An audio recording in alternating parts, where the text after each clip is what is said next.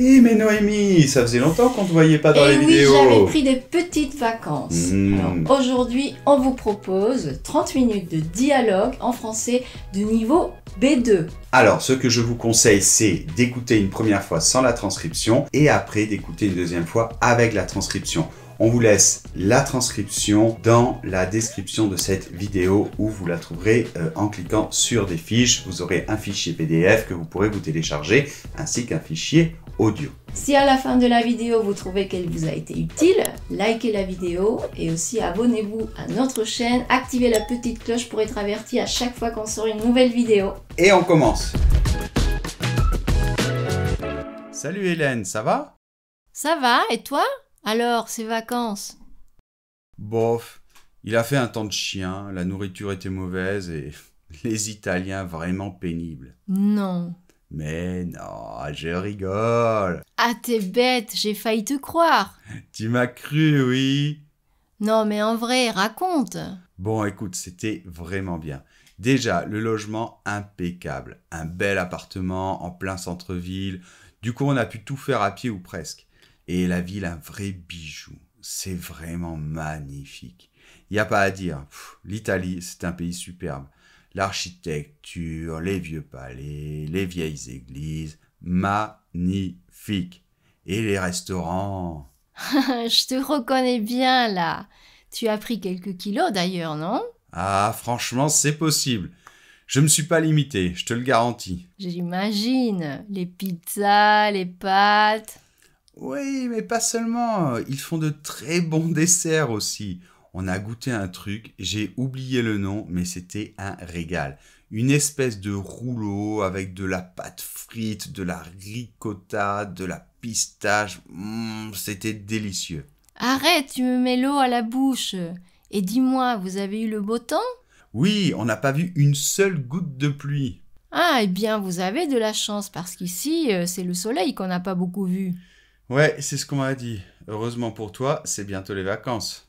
Oh oui, j'ai vraiment hâte. Vous allez au Maroc, c'est ça? Ah mais non, on a dû annuler le Maroc, je t'ai pas raconté. Ben non.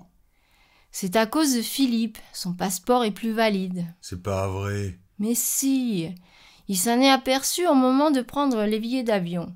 Son passeport est périmé depuis 2 mois. Ah merde. Et oui, du coup, il est allé à la préfecture, il a demandé si c'était possible qu'il lui en fasse un nouveau rapidement, mais ils lui ont dit qu'ils étaient débordés en ce moment, que ça allait prendre 1 mois minimum. Ah, pas de chance. Tu m'étonnes, j'étais furieuse. Heureusement, on n'avait pas encore réservé de logement. Mais bon, moi qui attendais depuis longtemps ces vacances au Maroc... Et du coup, vous allez faire quoi? Vous restez à Tours? Ah, t'es fou! C'est hors de question, j'ai besoin de prendre l'air. Non, ça va être des vacances plus classiques, on va dans le Midi. Sur la Côte d'Azur? Non, la Côte d'Azur, c'est devenu hors de prix, surtout quand tu réserves au dernier moment. Non, on va dans l'Hérault, à Palavas-les-Flots. Palavas-les-Flots? Tu connais? Ouais, j'y ai passé toute mon enfance, ou presque. J'ai un oncle qui avait un bungalow là-bas. On y allait chaque été avec mes parents et ma sœur. J'y ai passé des moments formidables. Ah bah merci, tu me rassures. Je t'avoue que j'étais pas très motivée au début, surtout qu'on va dans un camping. Ça fait presque 20 ans que j'ai pas mis les pieds dans un camping. Mais vu qu'on a réservé au dernier moment, on n'avait pas trop le choix. Et c'est quoi le nom du camping? Ça se trouve, c'est celui où j'allais gamin? Attends, je sais plus trop. Si, c'est la Belle Bleue, le camping de la Belle Bleue. Ah non, c'est pas ça. Ça aurait été une belle coïncidence. Mais vous allez voir, Palavas, c'est très sympa. Moi, en tout cas, j'en ai gardé de très bons souvenirs. Ben, on verra bien. De toute façon, j'ai surtout besoin de repos et de baignade. Le camping est quasiment sur la plage, c'est ce qui nous a décidé. Et puis pour le Maroc, ce n'est que partie remise. L'année prochaine, on y va, c'est sûr. Tu vérifieras bien ton passeport. T'inquiète pas, c'est déjà fait. Bonjour, ce matin j'ai le plaisir d'accueillir dans notre émission Jacques Bertrand, responsable du pôle tourisme à la mairie de Paris. Bonjour monsieur Bertrand. Bonjour. Alors, comment se porte le tourisme dans la capitale? Eh bien écoutez, après 2 années difficiles en raison de la pandémie, Je crois que l'on peut dire que les visiteurs sont de retour dans les rues de Paris. En tout cas, les chiffres de cette année sont très encourageants. On est revenu au niveau d'avant le Covid? Non, pas encore, mais on espère y arriver rapidement et retrouver l'attractivité qui était la nôtre. Vous savez qu'en 2019, par exemple, il y avait en moyenne un touriste qui arrivait chaque seconde à Paris. Ah oui, impressionnant! Et de quel pays viennent les personnes qui visitent Paris? De tous les pays du monde. Paris continue de bénéficier d'une image de marque dans le monde entier. Ça reste une des destinations préférées des touristes étrangers. Et j'imagine qu'il y a des nationalités plus représentées que d'autres. Oui, bien sûr, avant la pandémie, les premiers touristes étrangers à Paris étaient les Américains, suivis par les Chinois et les Japonais. Mais en fait, la majorité des touristes à Paris sont français. Et oui, ce sont des gens qui viennent des différentes régions de France et qui séjournent en général chez des amis ou de la famille. Cela montre que Paris séduit non seulement à l'étranger, mais aussi en France. Quels sont les monuments, les lieux les plus visités? Alors, depuis l'incendie de Notre-Dame, le trio de tête est constitué du Louvre, de la Tour Eiffel et du Centre Pompidou, dans cet ordre-là. Et qu'est-ce que vous pourriez conseiller à nos auditeurs et à nos auditrices qui souhaitent faire quelque chose de différent, quelque chose d'un peu insolite? Oh, il y a plein de choses originales à faire à Paris, vous savez. Il y en a pour tous les goûts. Alors, si vous aimez les chats, par exemple, je vous recommande le Café des Chats, dans le 3e arrondissement. C'est un endroit extraordinaire où vous pouvez siroter tranquillement un thé entouré d'une dizaine de chats, tous plus gentils les uns que les autres. Ah, désolé, mais moi je suis allergique aux chats. Ah ben, vous pouvez faire autre chose alors. Si vous n'êtes pas allergique aux écrivains, vous pouvez suivre leurs traces dans les rues de Paris. Ce sont 2 femmes passionnées de littérature et amoureuses de Paris qui ont lancé ce projet qui s'appelle « Sur le pavé la plume » et qui consiste à découvrir Paris en suivant une œuvre littéraire, comme Les Misérables par exemple, de Victor Hugo. Ah, c'est plus intéressant pour moi en effet. Eh bien, je vous remercie, Jacques Bertrand, pour toutes ces précisions. Merci à vous de m'avoir invité. Au revoir. Oh là là, la SNCF a encore augmenté ses prix. Je dois aller à Marseille la semaine prochaine et regarde le prix d'un aller simple, 5,48 €. Ah ouais, c'est clair, c'est de l'arnaque. Tu n'as qu'à y aller en voiture. Allons, tu sais très bien que je n'ai pas le permis. Mais non, mais en covoiturage, tu sais. En covoiturage? Mais tu es fou! Pourquoi? Parce que c'est dangereux le covoiturage. Tu sais jamais sur qui tu vas tomber. J'ai pas envie de finir un petit morceau. Arrête tes bêtises. C'est super sûr le covoiturage. Moi, maintenant, je ne voyage plus que comme ça. Ah bon? Je savais pas. Et ça fonctionne comment en fait? C'est très simple. Tu vas sur le site de blablavoiture.fr, tu mets la destination que tu souhaites faire, la date, et ça te met les conducteurs qui ont une place disponible dans leur voiture pour le même trajet que toi. Tu les contactes et hop, c'est parti. Oui, mais c'est bien ce que je disais, c'est dangereux. Tu les connais pas ces gens-là. Non, mais grâce au système d'évaluation, avec les commentaires, les notes, etc., tu peux quand même avoir une idée de la personne à qui tu vas avoir affaire. En tout cas, moi j'ai déjà fait ça une 15aine de fois et j'ai jamais eu de mauvaise expérience. Vraiment? Genre, tu n'es jamais tombé sur un type qui roulait trop vite ou quelque chose comme ça? Non, je te dis, si dans les commentaires je vois qu'il y a écrit « ce conducteur n'est pas prudent », il roule comme un fou, c'est un psychopathe, eh bien je passe mon chemin et j'en choisis un autre. C'est vraiment toi qui décides avec qui tu vas voyager. Et il y a beaucoup d'annonces? Mais oui, pour un Brest-Marseille, je suis sûr que tu vas trouver ton bonheur, et à un très bon prix. C'est vraiment moins cher? Ah oui, bien moins cher. Même si les tarifs sont plus élevés ces derniers temps avec l'augmentation du prix de l'essence, ça reste quand même plus avantageux que le train au niveau financier. Et c'est bon aussi au niveau écologique. Alors là, tu vas pas me faire croire que ça pollue moins que le train. Ah non, je dis pas ça. Mais si la personne doit absolument aller de Brest à Marseille en voiture, eh bien c'est mieux pour la planète qu'elle le fasse avec d'autres passagers et pas seule. C'est vrai, tu as raison. Bonjour, monsieur le directeur, vous avez demandé à me voir? Oui, bonjour Valérie. Asseyez-vous, je vous en prie. Comment allez-vous? Ça va, merci. Écoutez Valérie, on se connaît depuis longtemps, n'est-ce pas? Oui. Vous travaillez chez nous depuis 15, 20 ans. 17 ans, monsieur. Voilà, 17 ans. Alors écoutez Valérie, je ne vais pas vous mentir, mais vos résultats ces derniers mois sont très décevants, très en dessous des performances auxquelles vous nous aviez habitués. Oui, je sais, mais ça a été compliqué ces derniers temps. Je viens de divorcer. Oui, je sais, Madame Jeunechamp m'en a parlé. Elle m'a expliqué que vous aviez vécu des moments difficiles au niveau de votre vie privée. Mais vous comprenez que pour nous aussi, la situation est embarrassante. Un passage à vide, ça peut arriver à tout le monde, bien entendu. Mais là, vous voyez, je viens de jeter un œil sur les chiffres des 6 derniers mois, et chaque semaine, c'est vous qui avez les moins bons résultats parmi les 10 personnes de notre équipe de vente. Et ça fait quand même beaucoup. Oui, je comprends, monsieur le directeur. Je vous promets que je vais faire un effort. Écoutez, je veux bien vous donner une chance, bien sûr, mais le temps presse. Vous savez, nous aussi, nous avons nos soucis. Ces derniers temps, les ventes ne vont pas dans le bon sens.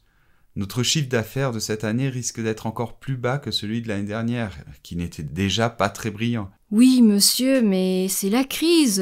Vous savez, les clients sont intéressés par nos produits, mais ils se plaignent toujours des prix. Ils disent qu'ils n'ont pas les moyens, qu'il faudrait faire un geste commercial. Oui, Valérie, je comprends, mais des crises, notre entreprise en a connu d'autres, non? Vous étiez déjà là en 2008, n'est-ce pas? Je crois qu'à l'époque, vous étiez l'une de nos meilleures vendeuses. Oui, c'est vrai. Écoutez Valérie, je vous fais confiance. Je suis convaincu que vous n'avez pas perdu toutes vos qualités du jour au lendemain. Retrouvez l'esprit combatif que vous aviez. Je veux revoir Valérie Cornillac, la vendeuse qui battait tous les records. Oui, monsieur, je vous promets que je vais me ressaisir. Allez, je ne vous retiens pas plus longtemps Valérie. Passez un bon week-end, reposez-vous bien et revenez-nous en pleine forme lundi. Oui, merci monsieur. Bon week-end à vous aussi.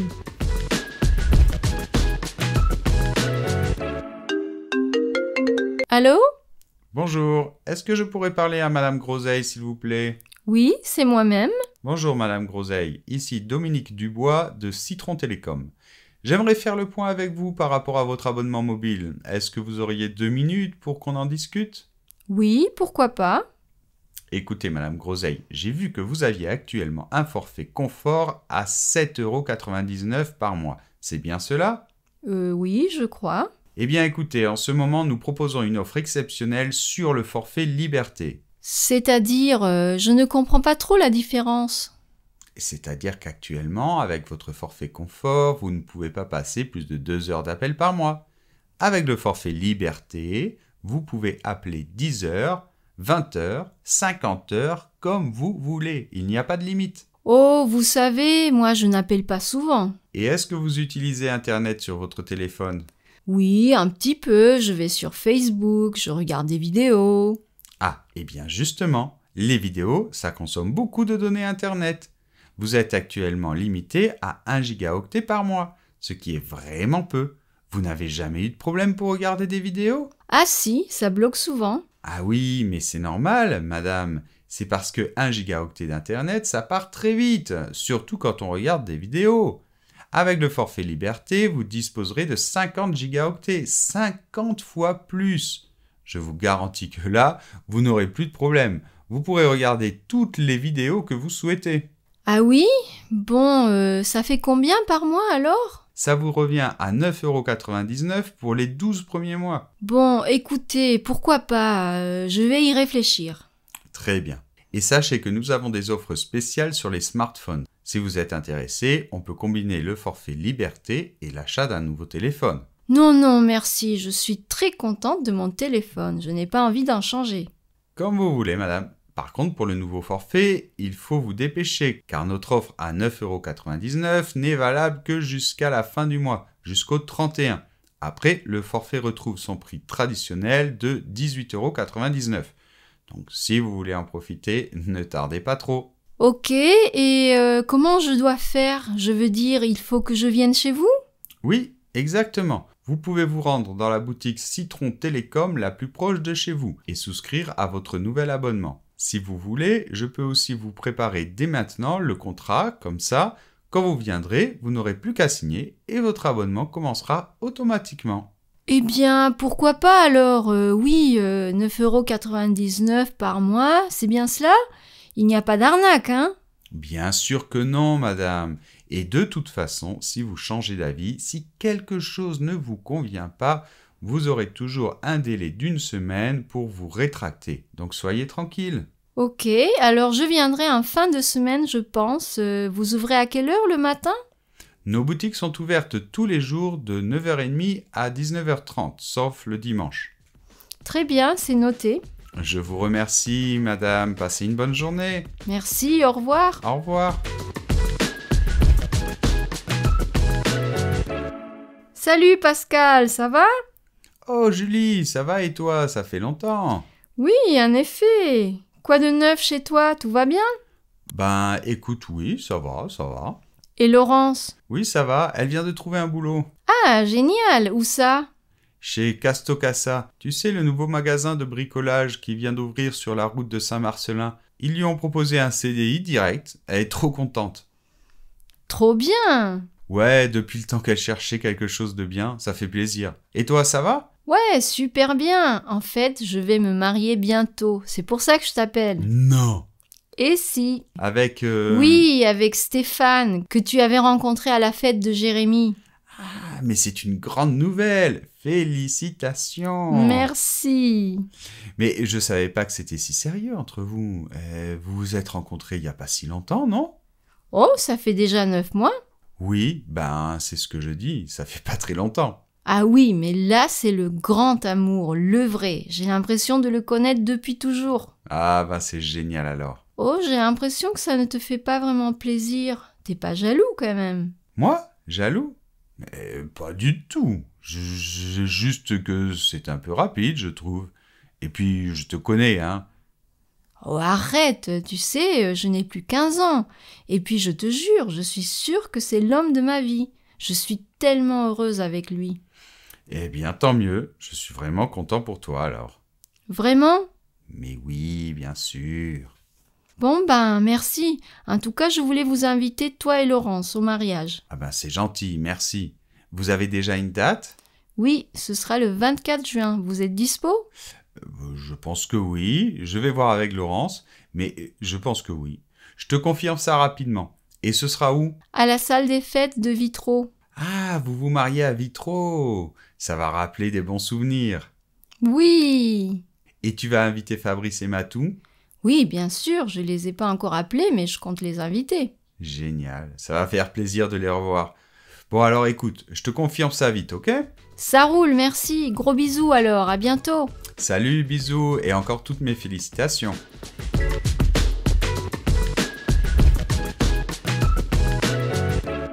Allô, Lucie? Oui?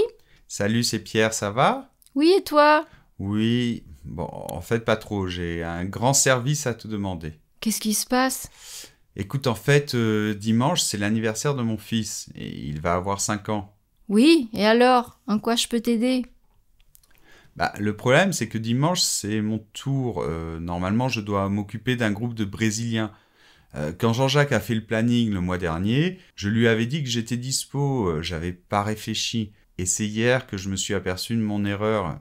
Et ma femme m'a demandé si j'avais appelé mes parents pour l'anniversaire du petit, et là, j'ai compris. Et tu voudrais que je te remplace dimanche, c'est ça? Exactement, ce serait vraiment génial. Écoute Pierre, tu exagères. Moi en plus, j'ai déjà travaillé dimanche. J'ai une famille aussi, tu sais. 2 dimanches de suite, c'est mon mari qui va être content. Oui, je sais, je suis vraiment désolé, mais si j'annonce à ma femme que je suis absent pour l'anniversaire de Gabriel, tu imagines sa réaction. Et le petit, il va être terriblement déçu, tu comprends bien. Écoute, franchement, ça m'arrange vraiment pas. Demande à Laurent plutôt, il est célibataire lui, il a plus de temps que moi. Ben justement, je lui en ai parlé ce matin, mais il est pas là dimanche. Et il a sa sœur qui se marie samedi en Bretagne. Et du coup, il est pas là le week-end.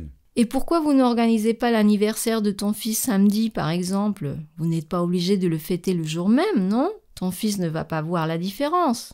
Ouais, mais le problème, c'est que ma femme a déjà tout prévu. Elle a invité les beaux-parents, les cousins, les oncles, les tantes, bref, tout le monde. Alors si on annule ou qu'on change de date maintenant, ça va être le drame, tu comprends? Et Jean-Jacques, il peut pas te trouver un remplaçant? C'est son boulot, après tout. Ouais, mais tu sais, en ce moment, il est sur les nerfs. J'ai peur qu'il le prenne vraiment mal. Déjà, la dernière fois, il m'a passé un savon à cause du problème avec le bus des Japonais. Alors cette fois, je crains vraiment sa réaction. Bon, écoute, il faut que je voie ça. Je dois en parler à mon mari. Ah, tu me sauves la vie. Je te revaudrai ça, promis. Et bien sûr, je te paie la journée et même plus, pas de problème. Attends, j'ai pas encore dit oui. Et puis c'est pas une question d'argent. C'est un groupe de Brésiliens, tu dis? Oui, mais ils sont super sympas. Ils sont arrivés hier et franchement, c'est un groupe très agréable, très tranquille. En plus, ça fait longtemps que j'ai pas eu de visite en portugais. Moi, j'ai un peu oublié. Mais non, mais ça va bien se passer, j'en suis sûr. En plus, c'est une excursion facile. C'est la visite du village, puis le tour du lac. Tu as l'habitude. Si tout va bien, à 16h, tu es à la maison. Le départ est à quelle heure? 9h30, devant l'hôtel des Trois Croix. Ah ben, je te trouve bien optimiste. Si à 18h je suis chez moi, je pourrais m'estimer heureuse. Mais non, tu sais, ils auront eu une longue semaine. À mon avis, tu pourras raccourcir la visite sans problème. Ils ne seront pas contre. Ouais, on verra. Bon, écoute, je vais en parler à mon mari, vérifier s'il peut bien garder les petits et je te tiens au courant. Mais c'est la dernière fois que tu me fais un coup pareil, hein? Oui, promis. Merci, t'es vraiment génial, je ne l'oublierai jamais. Allez, arrête, je te confirme ça rapidement. Merci Lucie, vraiment. Allez, salut. Salut. Vous écoutez Radio Campus, il est 9h, l'heure de notre émission Parole d'étudiants. Aujourd'hui, j'ai le plaisir d'accueillir Paloma. Bonjour Paloma. Bonjour. Ça va? Pas trop stressé Paloma? Non, ça va, merci. Alors Paloma, tu es espagnole et tu es venue étudier à Dijon, c'est bien ça? Oui, c'est ça. Alors à la base, tu es originaire de quelle ville? Je suis née et j'ai grandi à Madrid. J'y ai vécu jusqu'à l'âge de 19 ans et après je suis partie faire mes études à Salamanca. Enfin, on dit Salamanque en français. Salamanque, c'est dans le sud, c'est ça? Non, c'est dans le nord-est de l'Espagne. Ah, mais dans le sud par rapport à la France, je voulais dire. Bon, j'avoue, j'ai toujours été nul en géographie. Ceux qui suivent régulièrement cette émission le savent. Bon alors Paloma, qu'est-ce qui t'a amené à Dijon? En fait, j'ai toujours voulu partir étudier en France et comme mon université et celle de Dijon ont un partenariat, c'était plus facile pour moi de choisir Dijon. Et puis dans ma fac, j'avais rencontré des étudiants qui avaient passé un semestre à Dijon et qui avaient bien aimé. Ils m'ont dit que c'était une ville sympa, que les cours étaient intéressants, alors j'ai pas trop hésité. Et alors ça va, tu ne regrettes pas ton choix? Non, pas du tout, je me plais bien ici. Alors tu étudies quoi Paloma? Alors, je suis en licence de lettres modernes, En quelle année? en 3e année. Très bien. Alors parle-nous un peu des cours, de ton intégration à la fac, ça a été? Oui. Je veux dire, la langue, par exemple, tu parles super bien français, mais au début, ça n'a pas été trop difficile? Non, mais en fait, j'ai passé mon bac au lycée français de Madrid et ensuite je me suis inscrite au département de littérature française, à la fac de Salamanque. Donc au niveau linguistique, je n'ai pas eu de problème. Ah ok, je me disais aussi. Et alors au niveau des cours, tu n'as pas trouvé de différence entre la France et l'Espagne? Ah si, quand même. Ah ben dis-nous tout. En fait, j'ai trouvé qu'en France, les étudiants étaient un peu plus livrés à eux-mêmes. Alors peut-être parce que je suis arrivée directement en 3e année, mais tout de suite, il a fallu que je me débrouille toute seule. Personne ne m'a vraiment aidée. Ah oui? Oui, sauf les autres étudiants étrangers avec qui j'ai sympathisé dès le début. Et avec les étudiants français? Alors franchement, c'était un peu difficile. Maintenant, j'ai des amis français, mais au début, je trouvais que les étudiants français étaient un peu froids, un peu distants. Après, c'est une autre mentalité. C'est pour ça. Au fur et à mesure, j'ai appris à les connaître et je me suis fait des amis. Mais c'est vrai que les premiers contacts n'étaient pas faciles. En Espagne, je crois qu'il est plus simple de rencontrer des gens. Et avec les profs en France? Eh bien, c'est pareil, dans mon université, les professeurs sont assez proches des étudiants. Ils connaissent ton prénom, tu peux leur parler facilement et tout. Ici, après 9 mois, je crois qu'il n'y a pas un seul prof qui sait comment je m'appelle. Ah oui, bah c'est pas la même chose en effet. Mais de l'autre côté, ce sont de bons profs quand même, en général. En tout cas, j'ai appris plein de choses. Ah oui? Oui, en littérature comparée, par exemple, la prof est vraiment passionnante. Tu entres dans l'amphithéâtre et tu oublies complètement le reste. Elle se met à parler de Rimbaud, de Baudelaire, et tu te mets à voyager, tu te retrouves à l'époque de ces grands poètes, et c'est vraiment génial. Et les examens? Ils sont assez difficiles. Moi, j'ai eu de la chance car comme j'étais au lycée français à Madrid, je savais ce que c'était une dissertation, un commentaire de texte. Mais j'ai des amis étrangers qui ont vraiment eu du mal avec la méthode au début. Et dis-moi alors plus généralement, est-ce que Dijon te plaît? Est-ce que tu aimes la vie ici? Oui, pour être honnête, l'hiver a été un peu long. Le problème ici, c'est que le campus est assez éloigné du centre-ville. Tu habites dans une chambre U? Oui, juste derrière la bibliothèque de sciences. Et donc pour aller au centre-ville, il faut quand même 20-25 minutes de marche. Et quand il fait froid l'hiver, c'est pas très motivant. En effet, mais tu as le bus aussi. Oui, c'est vrai, mais bon. C'est gratuit pour les étudiants en plus. Oui, mais moi, j'aime bien tout faire à pied. Non, mais en fait, maintenant, ça va beaucoup mieux. Surtout depuis l'arrivée des beaux jours, j'aime de plus en plus cette ville. Qu'est-ce que tu apprécies en particulier? Je sais pas, déjà, je trouve que le centre-ville est vraiment magnifique. Les bâtiments, les rues piétonnes. Au niveau patrimoine, c'est exceptionnel. Il y a toujours de nouvelles choses à voir, à découvrir, il suffit de lever la tête. Et j'aime bien l'atmosphère dans les cafés, les bistrots. Tu sors beaucoup? De plus en plus, oui. Maintenant qu'il fait beau, je passe beaucoup de temps en terrasse. Ah, attention, c'est le début de la fin. On commence comme ça et après on passe plus de temps au café qu'à la fac. Non, mais je n'oublie pas mes études. C'est juste que j'aime beaucoup cette atmosphère quand on parle de tout et de rien avec des inconnus, qu'on refait le monde, qu'on parle de politique, de littérature, de cinéma. C'est vraiment cool. Ah, j'en connais une qui ne va plus vouloir repartir en Espagne. On ne sait jamais. Bon, merci Paloma. La fin de l'émission approche. 2 questions rapides pour finir. Finalement, qu'est-ce qui te plaît le plus à Dijon? La moutarde.